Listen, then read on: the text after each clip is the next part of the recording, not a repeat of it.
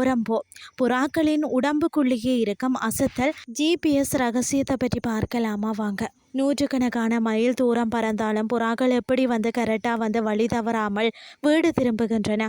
கடந்த 100 ஆண்டுகளுக்கு மேலாக மர்மமாக இருந்த புறாக்களின் இன்பில்ட் ஜிபிஎஸ் ரகசியத்தை இப்போது விஞ்ஞானிகள் கண்டுபிடித்திருக்கிறார்களாம். ஃபர்ஸ்ட்டு பார்த்தீங்கன்னா, புறாக்கள் எப்படி துல்லியமாக திசையை கண்டுபிடிக்கின்றன என்பது தான் விஞ்ஞான உலகிற்கு பிடிபடாத ஒரு மர்மமாகவே இருந்தது.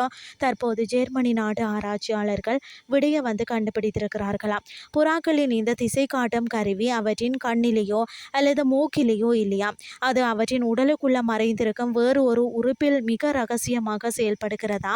புறாக்களின் திசை அறியக்கூடிய ரகசியம் அவற்றின் கல்லீரல்ல தான் ஒளிந்திருக்கிறது என்பதா ஆய்வாளர்கள் உறுதி செய்துள்ளனர்.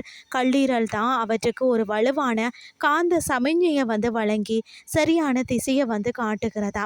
இவற்றின் கல்லீரலில் உள்ள சில பிரத்யேக நோய் எதிர்ப்பு செல்கள் பார்த்தீங்கன்னா இரத்த சிவப்பணுப்புகளை உடைக்கின்றன.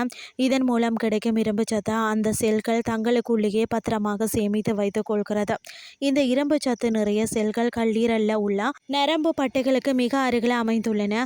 இதுவே பூமியின் காந்தப்புலத்தை ஈர்த்து காந்த உணவாக மூளைக்கு சிக்னலாக அனுப்புகிறது. இந்த தியரியை சோதிக்கத்தான் பார்த்தீங்கன்னு சொன்னால் விஞ்ஞானிகள் சில புறாக்களின் உடல்ல இருந்து அந்த குறிப்பிட்ட செல்களை மட்டுமே தற்காலிகமாக நீக்கினரா. அதற்கு பிறகு பறக்க விடப்பட்ட அந்த புறாக்களின் தங்கள் வழியை அறவே கண்டுபிடிக்க முடியலையா. செல்களை நீக்கிய புறாக்கள் எப்போதுமே வழி தவறி போவதில்லை. மேகமூட்டமான நாட்களில் மட்டுமே அதிகம் திணறினதா. ஏனென்று சொன்னால் புறாக்கள் காந்த புலத்தை மட்டுமின்றி சூரியனையும் தங்கள் முக்கிய வழிகாட்டியாக பயன்படுத்துகின்றன. உலகிலேயே வியப்பில் ஆழ்த்திய இந்த அசாதாரண கண்டுபிடிப்பு தான் புகழ்பெற்ற சயின்ஸ் இதழில் வெளியாகி உள்ளது. இந்த விளக்கம் மிகவும் அறிவியல் பூர்வமாக இருப்பதாக பிற நாட்டு நிபுணர்களும் இதனை வியந்து பாராட்டியுள்ளனர். இந்த இயற்கையான காந்த ஜிபிஎஸ் தொழில்நுட்பம் புறாக்களுக்கு மட்டுமே சொந்தமானது அல்ல. இது சுண்டலிகள் மற்றது பிற பறவைகளுக்கும் கூட பொருந்தலாம் என ஆராய்ச்சியாளர்கள் கருதுகிறார்கள். கல்லீரலை தவித்து அவற்றின் மண்ணீரலிலும் இதே போல இரும்புச்சத்து செல்கள் காணப்படுகின்றன. இது குறித்து விஞ்ஞானிகள் தற்போது மேலும் பல கட்ட ஆய்வுகளை தீவிரமாக தொடர்ந்து வாரார்களாம்.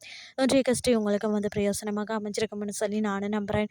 இதே மாதிரி மற்றும் ஒரு கிறிஸ்டின் வேலைக்கு உங்களை சந்திக்கிறேன். நன்றி.